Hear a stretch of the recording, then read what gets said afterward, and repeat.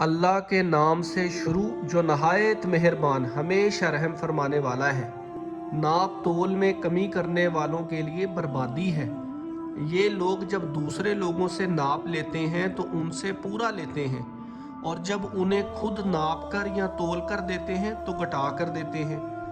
کیا یہ ناپ تول میں کمی کرنے والے لوگ اس بات کا یقین نہیں رکھتے کہ وہ مرنے کے بعد دوبارہ اٹھائے جائیں گے ایک بڑے سخت دن کے لیے، جس دن سب لوگ تمام جہانوں کے رب کے حضور کھڑے ہوں گے؟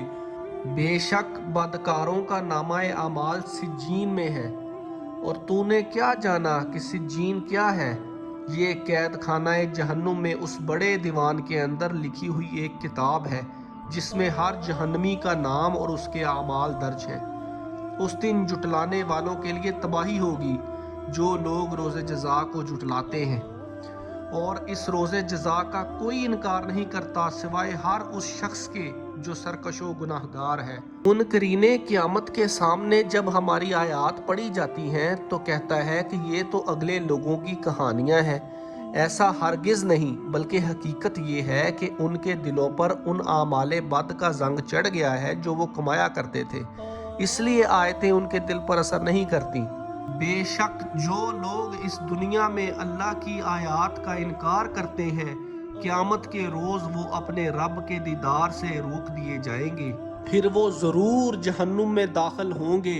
پھر ان سے کہا جائے گا، یہی وہ جہنم ہے جس کا تم انکار کیا کرتے تھے۔ بے شک نیکوکاروں کا نامہ اعمال علیین میں ہوگا، اور تو نے کیا جانا کہ علیین کیا ہے؟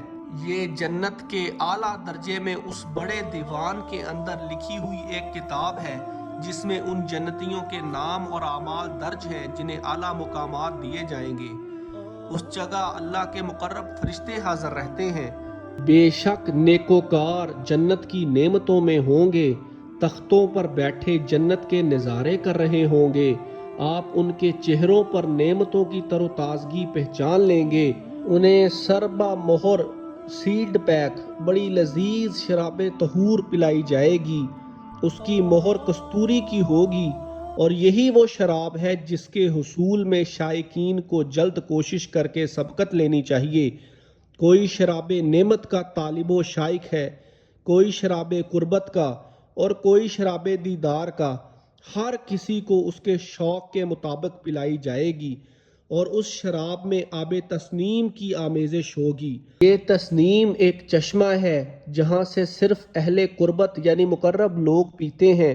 بے شک مجرم لوگ ایمان والوں کا دنیا میں مذاق اڑایا کرتے تھے، اور جب مکہ کے کافر سردار فقیر مسلمانوں کے پاس سے گزرتے تو ان پر ہنستے اور آپس میں آنکھوں کے اشاروں سے ان کا مذاق اڑایا کرتے تھے، اور جب اپنے گھر والوں کی طرف لوٹتے تو مومنوں کی تنگ دستی اور اپنی خوشحالی کا موازنہ کر کے اتراتے اور دل لگی کرتے ہوئے پلٹتے تھے، اور جب یہ مغرور لوگ ان کمزور حال مومنوں کو دیکھتے تو کہتے، یقیناً یہ لوگ راہ سے بھٹک گئے ہیں، یعنی یہ دنیا گوا بیٹھے ہیں اور آخرت تو ہے ہی فقط افسانہ، حالانکہ وہ ان کے حال پر نگہبان بنا کر نہیں بھیجے گئے تھے۔